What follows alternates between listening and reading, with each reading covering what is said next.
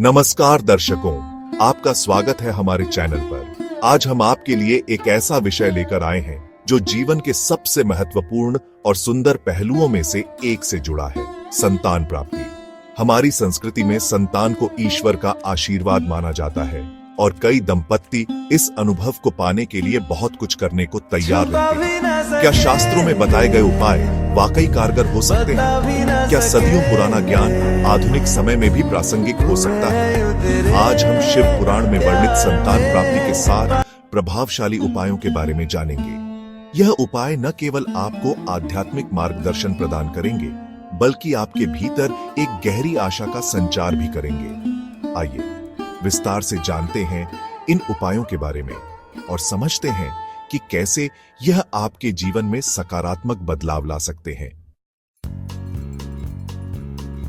शिव पुराण में 16 सोमवार व्रत का विशेष महत्व बताया गया है। यह व्रत, जैसा कि नाम से ही स्पष्ट है, लगातार 16 सोमवार तक रखा जाता है।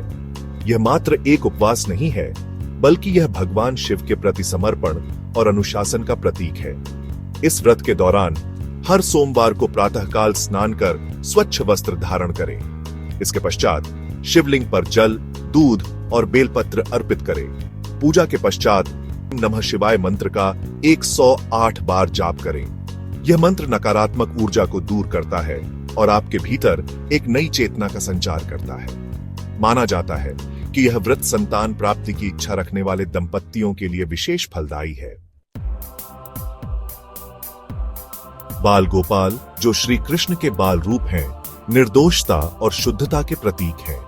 यह माना जाता है कि बाल गोपाल की पूजा से माता पिता को संतान सुख की प्राप्ति होती है। यह पूजा लगातार 21 गुरुवार तक करनी चाहिए। प्रत्येक गुरुवार को लड्डू गोपाल की मूर्ति को स्नान कराएं और उन्हें नए वस्त्र पहनाएं। इसके बाद उन्हें माखन, मिश्री, गुड़ और चने का भोग लगाएं। शुद्ध घी का दीपक जलाकर निम्न मंत्र का जाप करें। देव की सुत गोविंदो वासुदेव जगतपते देहि में तनय कृष्ण त्वामहम शरणम गतः क्ली। यह मंत्र आपके हृदय को प्रेम और भक्ति से भर देगा। हमारी संस्कृति में कन्याओं को देवी का स्वरूप माना जाता है। कन्याओं का सम्मान करना और उनकी सेवा करना एक पुण्य का कार्य माना जाता है। कन्या भोजन भी एक ऐसा ही पावन कर्म है। लगातार 11 सोमवार तक 11 कन्याओं को अपने घर में भोजन कराएं। यदि यह संभव न हो तो किसी अनाथ आश्रम में बच्चों को भोजन वितरित करें। भोजन स्वयं तैयार करें और उसे प्रेम और श्रद्धा के साथ परोसें। यह मात्र एक रस्म नहीं है, बल्कि यह आपके हृदय को करुणा और प्रेम से भरने का एक माध्यम है। बेल वृक्ष भगवान शिव को अत्यंत प्रिय है।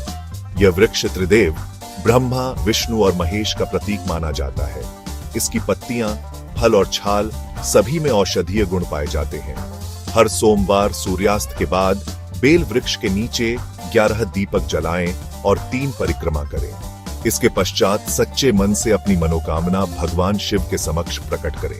यह प्रक्रिया आपको प्रकृति के निकट लाती है और आपके मन को शांत करती है। रुद्राक्ष भगवान शिव से जुड़ा एक पवित्र बीज है। यह माना जाता है कि रुद्राक्ष धारण करने से व्यक्ति को नकारात्मक ऊर्जा से रक्षा मिलती है और उसके मन में शांति और स्थिरता आती है। 3 मुखी रुद्राक्ष को काले धागे में पिरोकर सोमवार के दिन शिवलिंग की पूजा के पश्चात गले में धारण करें। इसके साथ 11 सोमवार तक व्रत रखें और गरीबों में भोजन या दान करें। यह उपाय आपको आध्यात्मिक रूप से मजबूत बनाता है। धतूरा एक ऐसा फूल है जो भगवान शिव को अत्यंत प्रिय है। यह फूल अपनी विशिष्ट सुगंध और आकार के लिए जाना जाता है। यह माना जाता है कि धतूरा का फूल भगवान शिव को अर्पित करने से वे प्रसन्न होते हैं और अपने भक्तों पर अपनी कृपा बरसाते हैं। पूजा के समय शिवलिंग पर धतूरे के फूल अर्पित करें और ध्यान रखें कि इस दौरान मन में शुद्धता और सकारात्मकता बनी रहे। यह उपाय आपके मन को एकाग्र करने में सहायक होता है।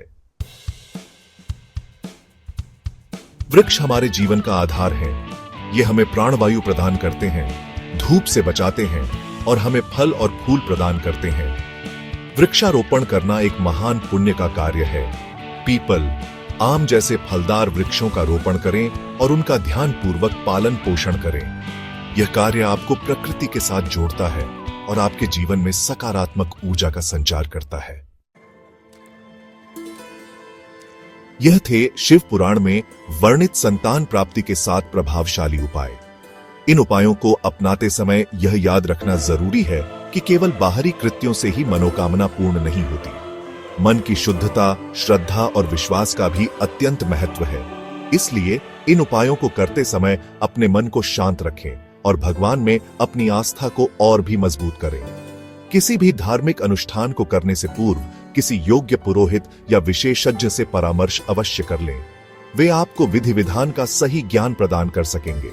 धैर्य रखें और नियमित रूप से इन उपायों का पालन करें। फल की चिंता न करें, क्योंकि कर्म करना हमारे हाथ में है, फल देना तो भगवान के हाथ में है। यदि आपको यह वीडियो पसंद आया हो तो कृपया इसे लाइक करें, शेयर करें और हमारे चैनल को सब्सक्राइब करना न भूलें। आपके सहयोग से हमें और भी उपयोगी जानकारी आप तक पहुंचाने की प्रेरणा मिलती है। धन्यवाद।